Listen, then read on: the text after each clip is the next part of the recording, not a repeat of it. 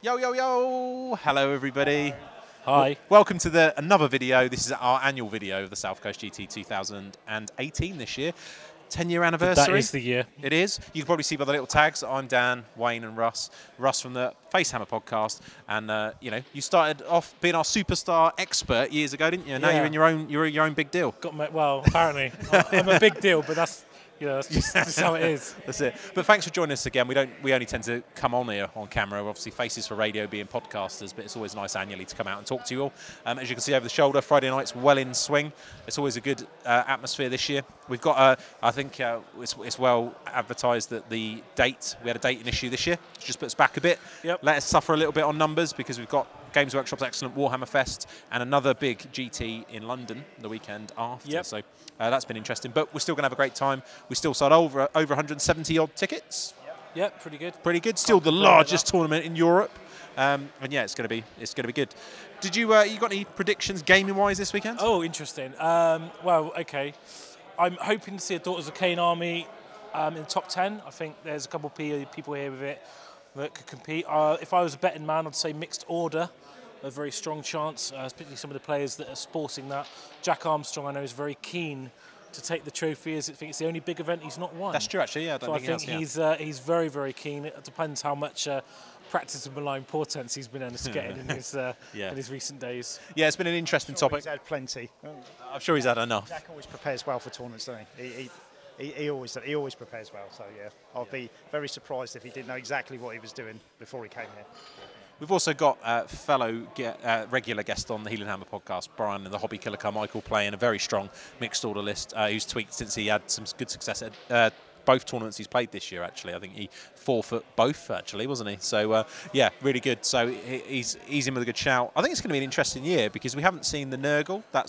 We've seen it in a few events, but we've not really seen a power build come out of that yet. The Daughters, as you say, I'm really looking forward to that. I think the Daughters is the one. I mean, we've seen some Nurgle around, and Martin obviously took out the heat with Nurgle. Of course, yeah. But I think Daughters, we haven't really seen that yet, and I think maybe the barrier to getting the army on the table is a bit bigger, the amount of painting you have to do. So I know Ben Curry's got his, and Liam, I think, has got his. That's why he's not here yet, because he's still painting. Oh, yeah, there's a lot of people.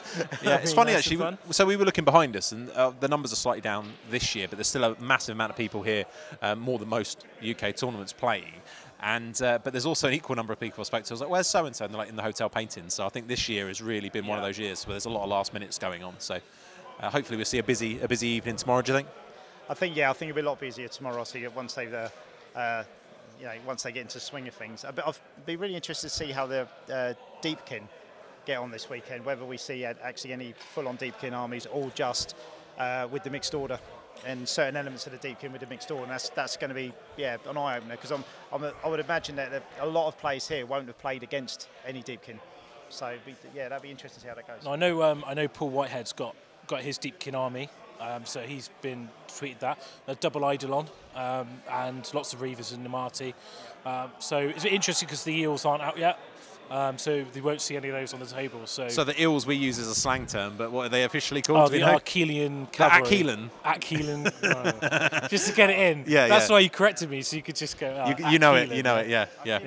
Achillean Guard and they're two different. I don't know how you pronounce it. Guard. Long-term listeners of the show will know I can't pronounce the thing, but you put me on the spot now. Yeah. We call them the eels, but they're not technically out. So we had a conversation about whether you could do that. I don't think anybody approached about doing a conversion, did they? Because that was the question. Technically, if someone did, I mean, the rules are out. So the rules have been out for a while. Yeah. And also, something that we've done is the Legends. Obviously, when the Legends being out, and it's not for match play at the moment, but we are going to honour that, because obviously a lot of guys that have painted their armies ready for this tournament.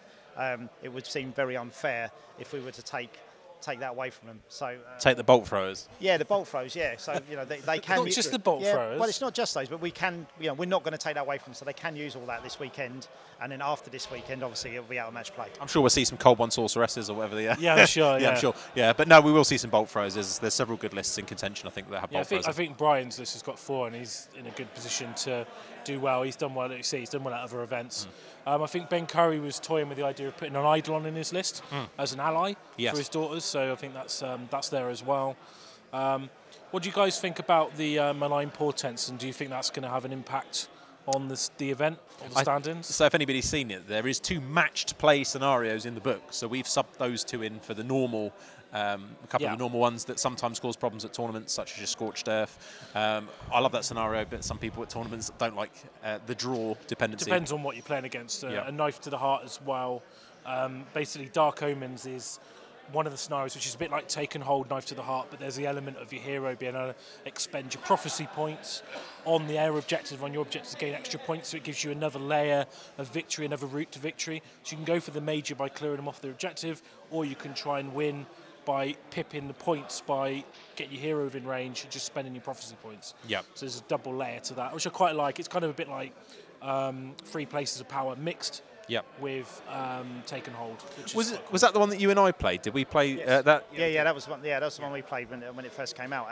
And also with the Malign portents, it's just, if we just did the same thing again, it's just freshening it up, isn't it? It's giving the players something different to play. They might not play at other tournaments, but they are match play scenarios, so why not? I think in the last couple of years for the South Coast, we've wanted to add a narrative element because our tournament kind of appeals to a wider audience than just the pure match play guys. And now that the GT heats are back in force, people who want that kind of gaming can go to those events. For us, we love to encourage the narrative as well. And so the Malpo is a great way for us to get a narrative flavour in, but also keep it match play. Yeah. And it's good for me because I don't have to write any scenarios, so that's always a bonus. No, as tournament organisers are a bit spoiled at the moment. Obviously, we're in a lovely position that we work as playtesters with Games Workshop on some of this stuff. So we'd hope it's good because obviously we had a hand in making sure there's balance, supposedly. I hope you guys enjoy it too. So from our point of view, that work aside, it's a beautiful thing to be a tournament organiser at this moment in time, for sure. This is the 10th year we're doing this, and realistically, probably the least we've had to put into a rules pack to make it to the table. Because the game's in a great place. So the other thing that we suffer from with the dates is that we're always near the end of a General's Handbook cycle for the last couple of years. So I always think it's nice to freshen it up and not play 6 of the same. So and Malpo was a great way to do that without us having to invent our own story or spin on it. But I think we will see some impact of that, and the impact will be, have they read the scenarios? Because there is some small tweaks to it. So like in Dark Omen, you can dump your prophecy points into the opponent's thing. And I think if you haven't read it or haven't considered it, it's going to catch you out. I think that will catch people out, and I think that's how you win that scenario 9 times out of 10. Didn't you do an article, in fact, on the Warhammer community there about is an article on the Warhammer community site. So warhammercommunity.com, look it out. Yeah, and I don't know, how do you guys feel about Nagash? I mean, at the heat I was at a couple of weeks ago, Nagash was quite prominent. So how do you guys feel? Do you fancy you could take it out? Was it you during playtesting that played me with Nagash? I did, and it was interesting, to say the least. It was a one-man army, wasn't it? It was a one-man army, but then again, he's Nagash, he should be. He's a god. He should be a one-man army. It's interesting because the rest of the list, you can get some, because of how cheap some of the stuff is, you can get some model count in there, albeit it's not amazingly powerful, but it does seem to work with some quite good synergies, doesn't it? So I think you struggle a little bit on the scenario play, so you've got to be really on point with your scenarios. I think he's really good. I mean, I've seen a couple lists which I think are really good. One of them uses Spirit Hosts. Because they've got the summonable keyword, and in the Legion Nagash they can heal.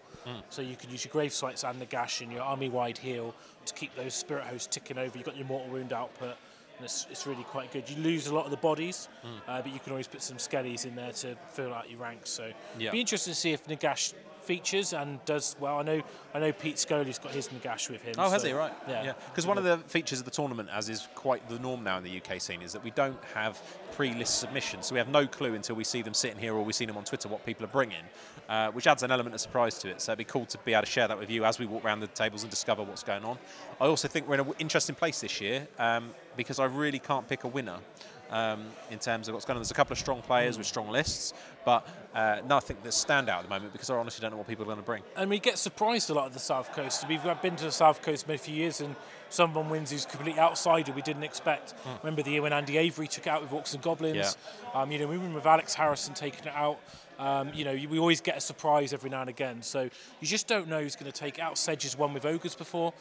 He's here again. He's got Seraphim, and that's a strong army. I mean, he could do well with that. And I know we've got several previous winners playing again, haven't we? So, and we've also got you got the Myhill guys here as well. We've got the Myhill brothers, Darren Watson, the Bruce Hammer guys. All Masters players of this year. They've all been doing very well at events. They all take off slightly. This is kind of their home turf, isn't it? This area. So Yeah, they better represent. they got to represent. Yeah. So I know Chris Myhill's done very well with his Stormcast mix order. So yeah, we just don't know. That's the beauty of it. Really. And then the other thing that's going to be exciting, Wayne, is painting, isn't it? So we always have a tremendous standard here. It's going to mix it up a bit. Some of our key people who have dominated this awards over the years aren't actually coming. The Steve Foote Award, as it was known, the Coolest Army Award up till last year, he's not around due to Golden Demon clashing and a few other bits and pieces. So it's going to open it up. But are you excited to see what we got painting standard-wise? I always am, because I think we always get a real, we like you say, we get certain people that turn up and they always deliver really, really great armies. But we also get an element of people that we've never seen before. They just come out of woodwork, and I think that's the most interesting thing, because when new painters come out, you see their style, their take on an army, and even down to their composition of an army, because they might not be here for gaming reasons. They might be purely their composition of the army is just driven by painting. So, and that's always a really, really good thing to see. But yeah, I'm looking forward to tomorrow. I'm looking forward to the paint judging this year, because I think with last year there was probably a lot of people that were in the process of getting armies finished. Whereas now we're at the stage with the game where there's a lot of people that have finished their armies, and I think we'll see that this weekend. Yeah. No, I think you're right. And of course, the one bonus of the South Coast GT is we seem to always have decent weather. As you can see by the front of my forehead, if the camera picks it up, I'm quite sunburnt. So we did, it should be a good all-round weekend, shouldn't it, I think, for the players? I'm looking forward to it. I mean, hopefully we'll see some nice pieces in the painting competition on the Saturday night. Yes. So I'm hoping we get to see some good entries for that. I know Terry's been slaving away on his Lord of Change for months, and he's got that with him, and that's pretty spectacular. So it'd be nice to see what else people have brought. Yeah.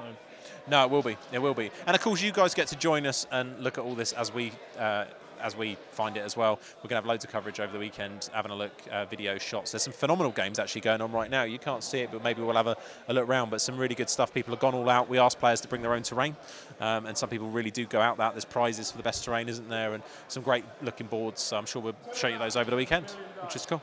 Yeah. Awesome. Anything else we're looking forward to? Coolest army. So obviously we have first, second and third with painting, but we also have coolest army. So it might not necessarily be the best painted army, but sometimes people put so much work into the theme, the overall look of the conversions, everything like that. So we always look to kind of, make sure that those guys are celebrated as well. And with Steve Foote not being here and a couple of other people that are normally in it, I want to see how that comes. Taking just pure painting aside, I want to see what comes to the top with that. So, yeah. Brilliant. And you, Russ, any other highlights you're looking at? Not really. I'd like to see how the daughters get on. As I say, it's the first time I've really seen them on the table. Interested to see how the Deep can get on with only half an some army, of their really. units in play. No, I'm just excited to see how the chips fall. I mean, for me, I'd love to see a Death Army competing around the top tables. We don't know. I mean, until we get the players on the tables with their armies out, we just don't know. But yeah, I'm just excited to see what kind of combos and lists people have come up with. Brilliant. And for me, I want to go somewhere in the middle. We've got a special narrative side event, Narrative Prophecy Bingo, and there's lots of tongue-in-cheek things that people can tick off as they go through and try and create a line of 7 to win the location of the 10th gate. But some of them are quite humorous, so I'm interested to see how people get on with that, and hopefully I've made it difficult enough that it's not going to be too easy to win. So we'll find out. So until the next video, join us. You can subscribe to the channel if you haven't already for all the updates coming through you instantly. And if this is the only video you watch, make sure you check out the Faith Hammer podcast and the Heelan Hammer podcast and listen to us talk some more Warhammer. See you on the next one. Cheers, guys.